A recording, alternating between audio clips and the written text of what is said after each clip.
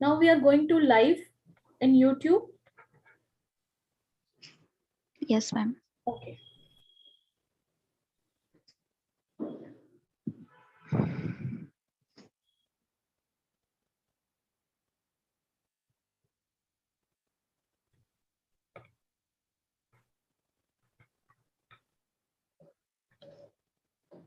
A very warm welcome to all of you from IAP Digital Media Now we are team. going to live Yes, yes. YouTube. Yes, yes. Yes, ma'am. Yeah. I, Dr. Surbhi Bhadoria, has a host welcome you all for celebrating the World Women's Day 2022.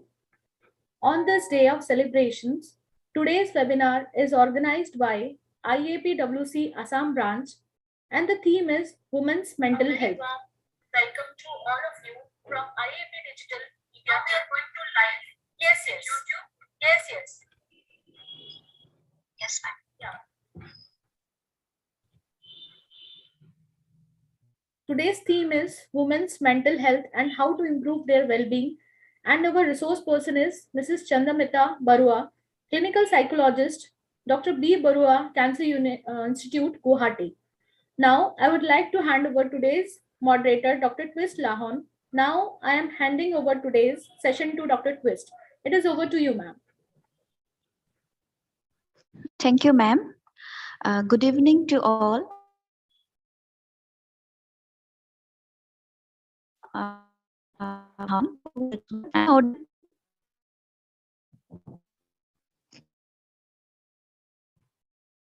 Your voice is not audible, ma'am. Hello. Am I audible? Your voice is breaking. Women's.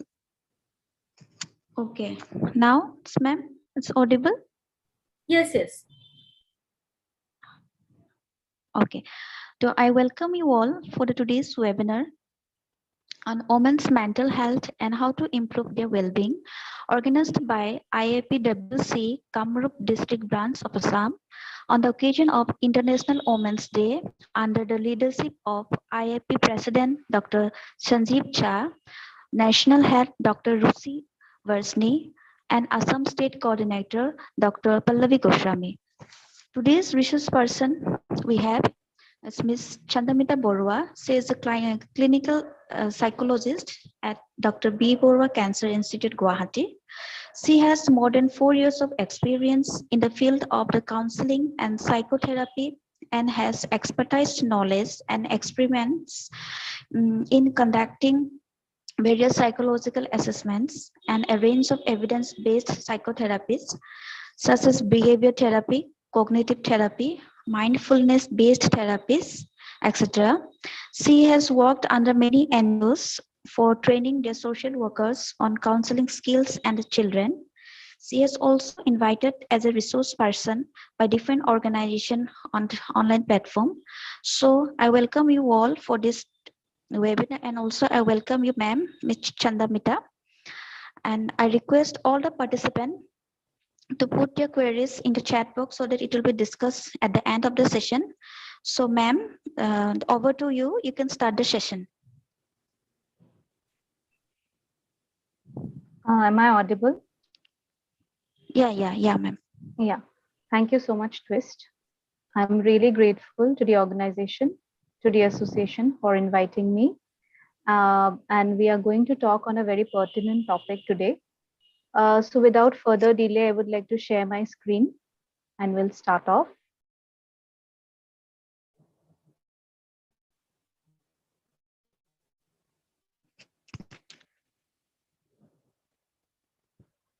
So is my screen visible? My screen is visible, right? No. Yeah. Visible. Okay. Now it's visible. Okay. So before we talk about mental health in details, we have to know, are there any differences, gender disparity among women and men when we talk about mental health conditions or mental illness or disorders, and also how we can improve the well-being. So moving on to the next slide, I would like to talk about a few facts which have been taken from various research studies, that women and men, they differ not only in their physiological attributes, but also in their psychological makeup or constitution.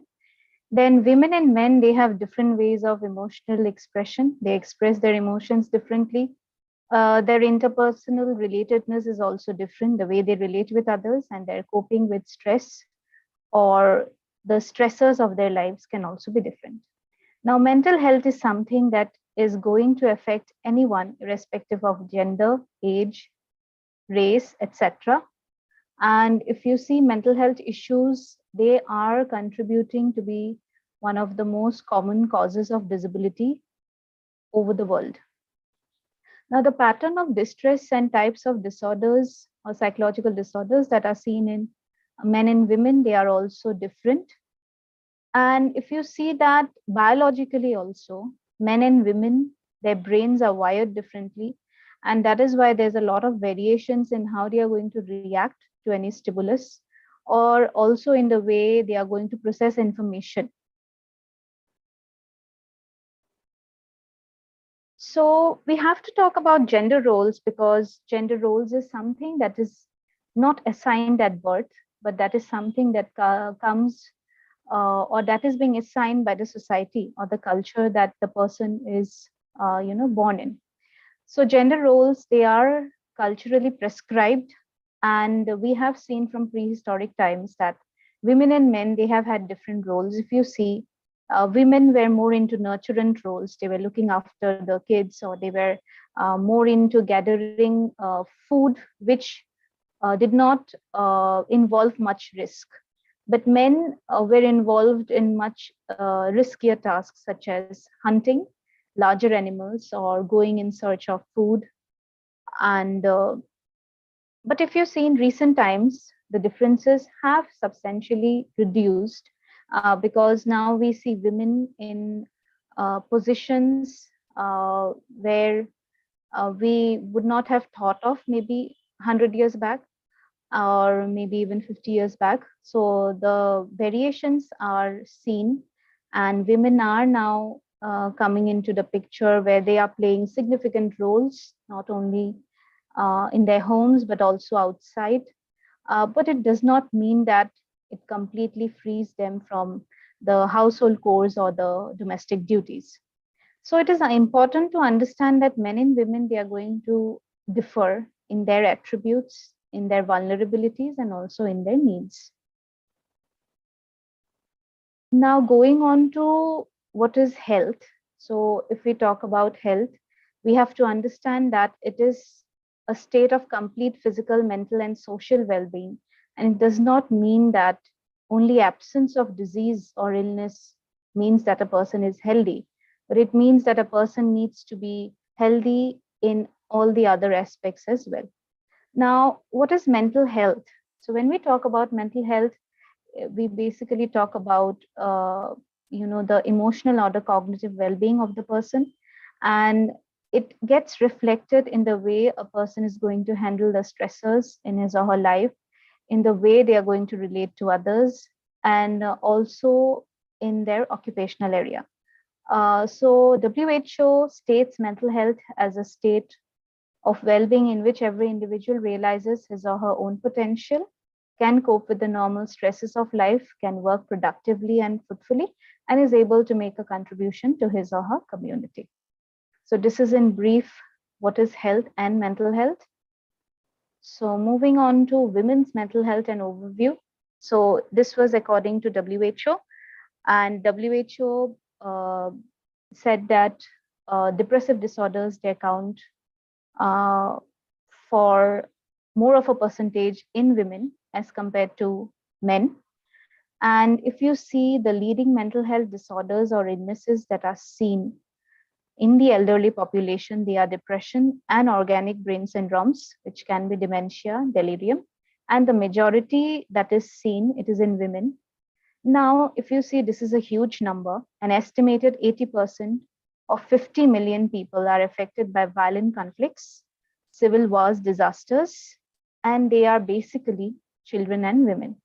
And if you see the lifetime prevalence rates of violence against women, it ranges from 16% to 50%.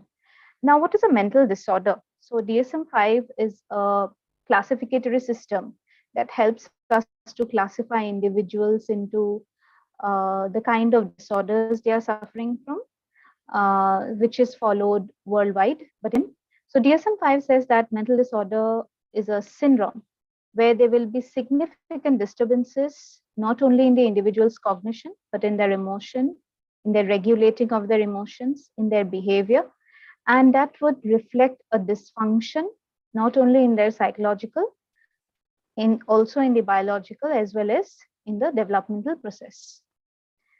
Now, if you see that in women, symptoms of depression, anxiety, and unspecified distress are 2 to 3 times higher and more common in women than men.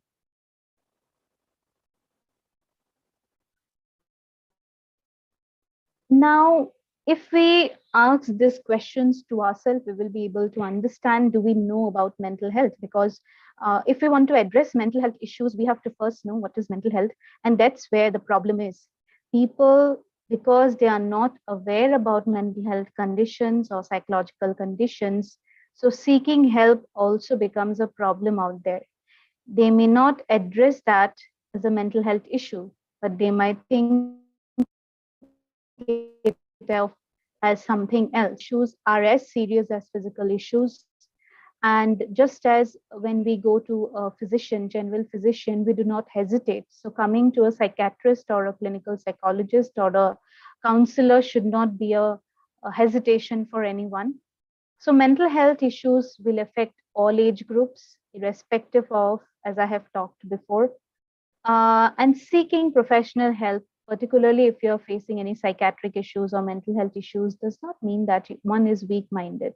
So once you answer to these questions, you will be able to understand that where is your awareness level on mental health. Now, this is something that if we want to know how we are feeling throughout the day, so this is something of like a rating scale where you rate yourself how your day has been. And take, for example, the first smiley says that unhappy, and that will be in the range of 1 to 3. Second is happy, that will be in the range of 4 to 6. And the third is very happy, that will be in the range of 7 to 10. So if you simply want to know how your day has been, how do you feel, so you can rate it and see and come to know that in what state of mood you are in. Now, there are certain signs that you need to know if you're concerned about your mental health. You have to know. So these are the questions you can ask yourself, that are you frequently becoming anxious or worrying about something? Or second is, do you tend to become angry easily and display violent behavior or behavior that is not very familiar with you or that does not reflect you? Third is, do you consistently feel that people are judging you, ridiculing you, or maybe you are scared of any stage performance, or whenever you have a presentation to make, you become highly anxious and you feel that everybody is going to ridicule you, is going to pass remarks on you. Then fourth is, do you have consistent negative thoughts about self, about others, and the world? So here it means that what views do you have about your own self? What views do you have about people in general? And what views do you have about the future of the world? And the fifth is a very pertinent question that we see nowadays in an era where we are all into social media. So the way we appear in social media or our body image is very important for us, and we have become over conscious about it. So this may also lead to certain mental health conditions where a person may be eating too less or they may be eating too more, which can also be called as stress eating. Okay, just give me a minute because I think I have to, just give me a minute, okay?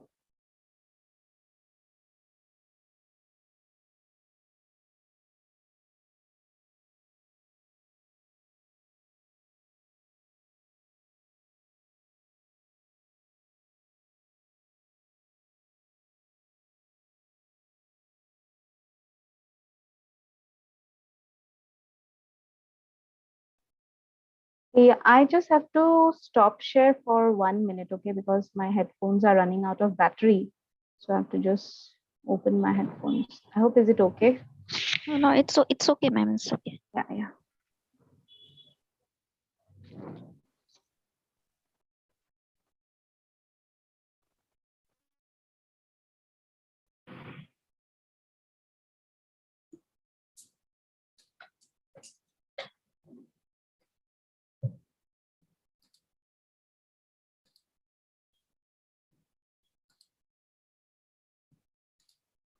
So is it visible? Yes, ma'am. It's visible. Okay. So all these questions, you have to question yourself and see if you fall into any of this, if these questions bother you or have been bothering you. So if this happens for a period of time and if you feel burdened and you're not able to cope with it, then definitely you should be concerned about it. Now, the type of mental health problems that we see commonly is that I have noted in this slide. First is anxiety. We all know what anxiety is in general. That where you will have a lot of palpitations, you will have physiological symptoms, you will have palpitations, and you will be restless. You will be preoccupied with a lot of worries. You will say that your mind is full all the time, your mind has racing thoughts. So, that is in general what anxiety would look like to you.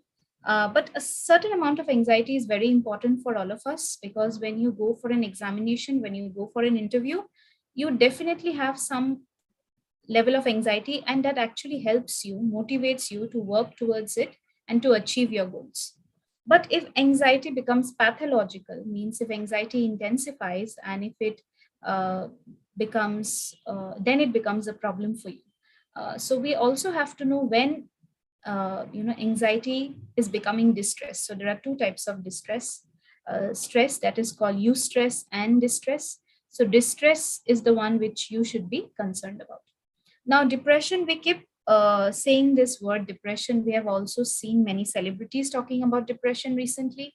And but this is a serious mental illness, and we have to be cautious about it because if a person with depression, if it gets severe, they may also have suicidal thoughts.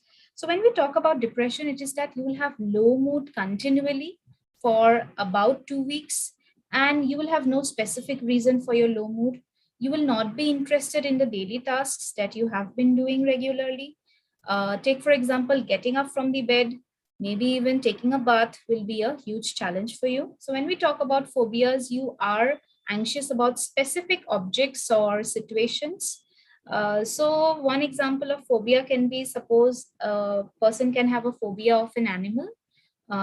Suppose if a person was bitten by a dog, maybe in the past, so that person may develop or become phobic of dogs and may show extreme anxiety, even if they see pictures or videos of that particular object. And it can be any dog. It is not that it has to be a specific dog. So eating problems is that we have eating disorders where a person is going to be malnourished, will not eat to such an extent that the person will become malnourished and will have serious physiological problems as well. So it is called anorexia nervosa. Then we also have bulimia nervosa where the person is going to overeat. Okay. Then in schizophrenia, so schizophrenia is a severe mental illness that we see here. The person, if I say it in simple terms, so in schizophrenia, the person is going to lose touch with reality, where they are going to have delusions or hallucinations.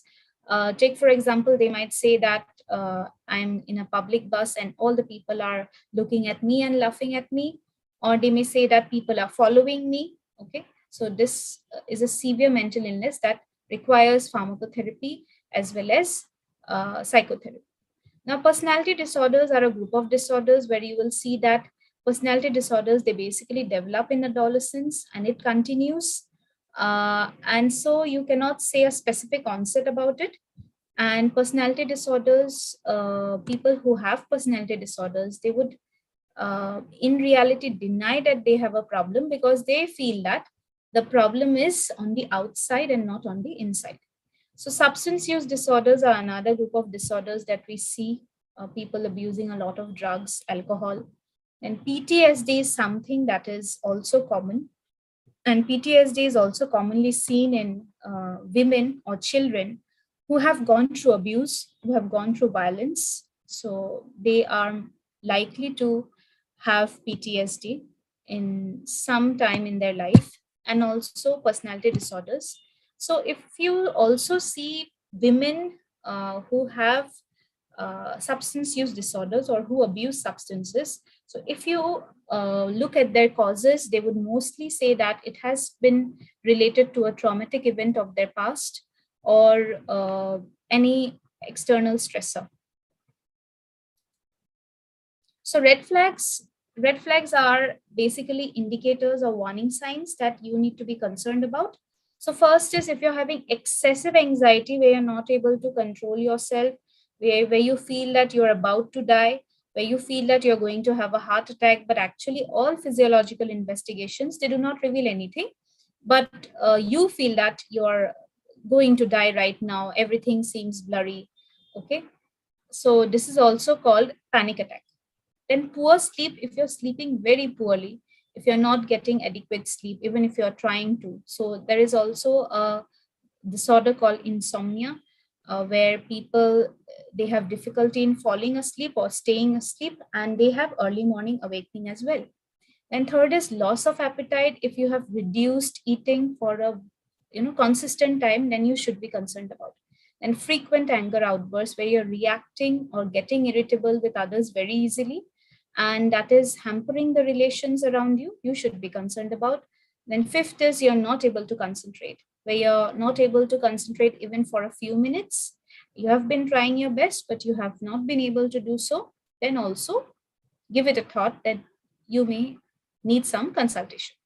Then not being able to carry out daily activities, significant changes in behavior. It might mean any behavioral change where you're behaving how, oddly, or behaving differently, where your behavioral changes are noticed by your family members or your friends. An indication of suicidal ideation or planning, if there is indication, if you feel that the world is hopeless, people do not love me, there is nothing for me to expect in this world anymore, then you should definitely be concerned about. Now there is a if you see, there is a severity of mental illness. Some illnesses are less severe than others. So if I say minimum, it means that there is no serious diagnosable mental illness and the person has good coping strategies. But if you see at the other end, if you see this dichotomous line, you will understand that on the other end, a person may have a serious diagnosable mental illness where they may need constant care from others, where they may have very poor coping strategies, where their entire life may get disintegrated. But it is not to scare you off, but it is to make you understand that mental illnesses are for real and that treatment is available. Professionals, experts are available. All you need to do is seek the help at the right time. Then postpartum depression is something I want to talk about today because this is very specific to women. So postpartum depression is something where women would undergo a lot of physiological, emotional, behavioral changes after giving birth. And it is called postpartum depression. Now, in postpartum depression, specifically after 4 weeks of delivery, you will see that women may undergo a major depressive disorder. Now, this is again linked because during pregnancy, certain hormones, they spike up. And after pregnancy, those hormones, they have a sudden downfall. So, postpartum depression is linked with chemical, psychological, and also the social changes that comes after having the baby. Now, if you see the ratio, or if you want to know in how many women postpartum depression occurs, you would see that 1 out of every 10 women may develop postpartum depression at some point of time, means mostly after delivery, and 1 in 1,000 women may also develop postpartum psychosis, which is more severe. Now, typical symptoms will be trouble sleeping, which you will usually see in depression, appetite changes, fatigue, frequent mood changes. But apart from this, you will also see symptoms which are not commonly seen in depression. You might be uninterested in your baby. You may feel that you're no longer able to bond with the baby. You're crying mostly. You're having suicidal thoughts, and you're also having anger outbursts. So domestic violence and abuse is also very important that we need to talk about, because it is linked with, because it is a risk factor for mental illness. Now, DVA, in short, it is called DVA. So it can be of many types. It can be, because mostly we think that DVA is only in terms of physical abuse, but no, but there are other forms of DVA as well. If you see, physical abuse means where you're using some sort of physical force to harm the other person.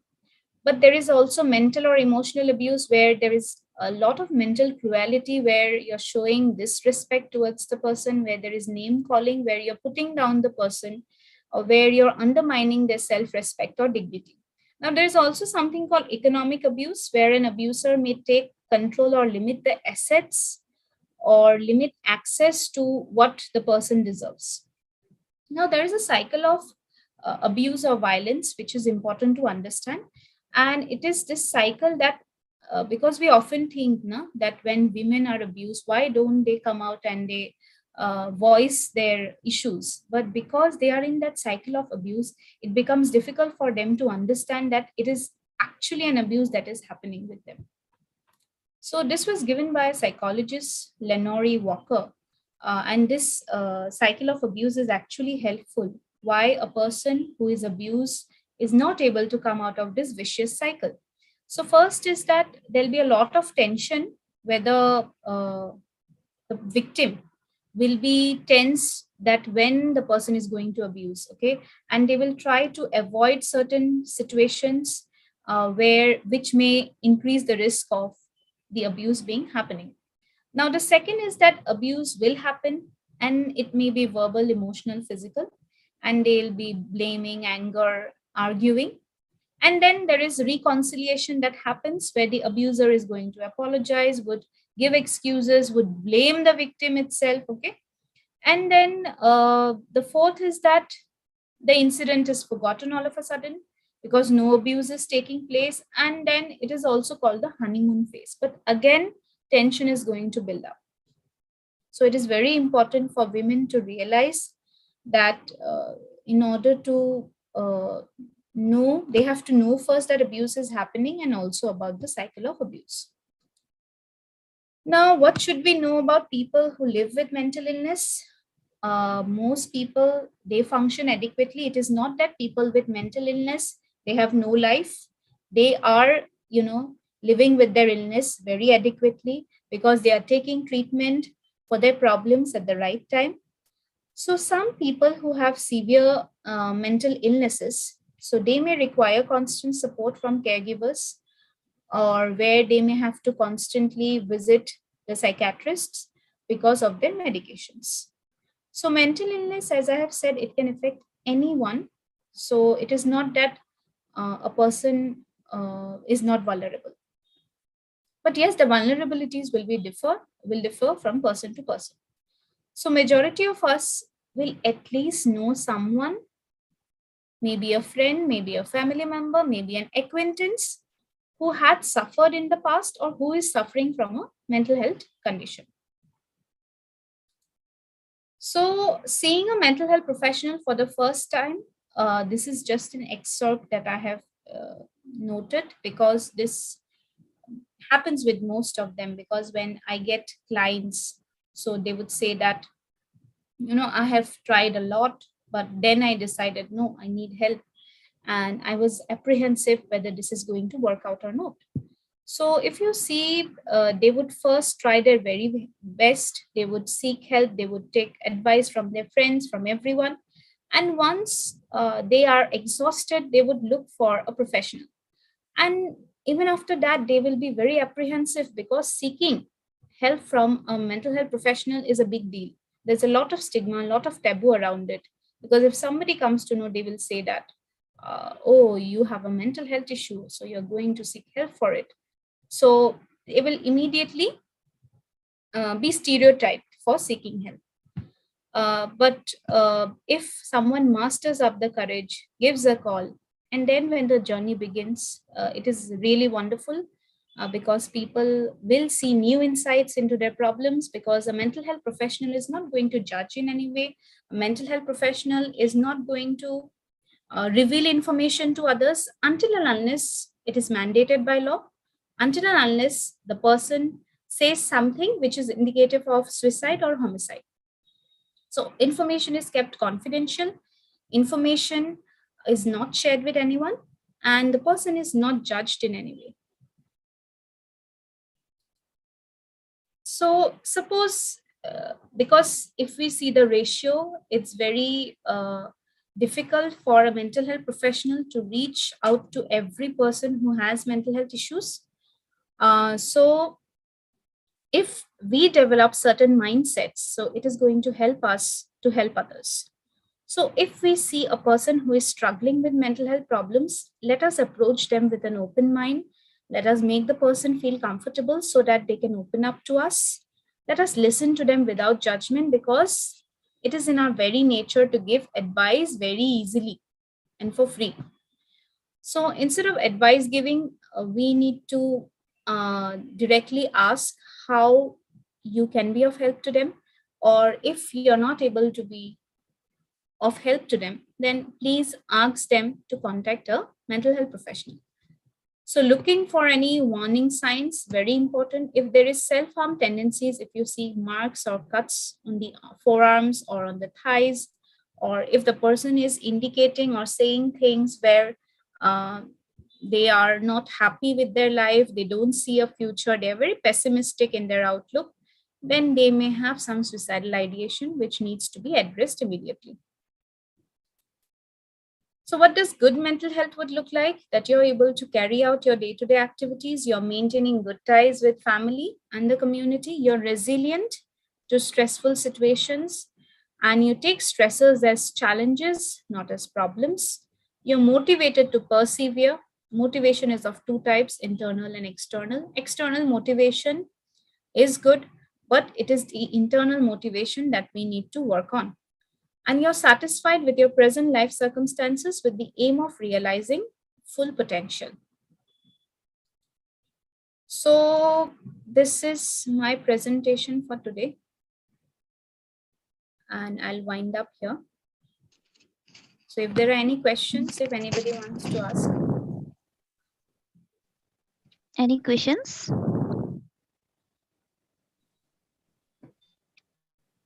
Any questions you can put in the chat box, or you can ask directly.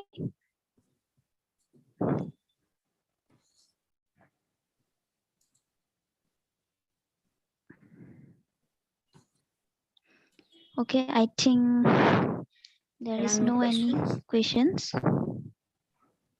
Okay. So I think a few tips I would like to share. So basically, if I have to say ways of improving well-being, it's a huge topic again.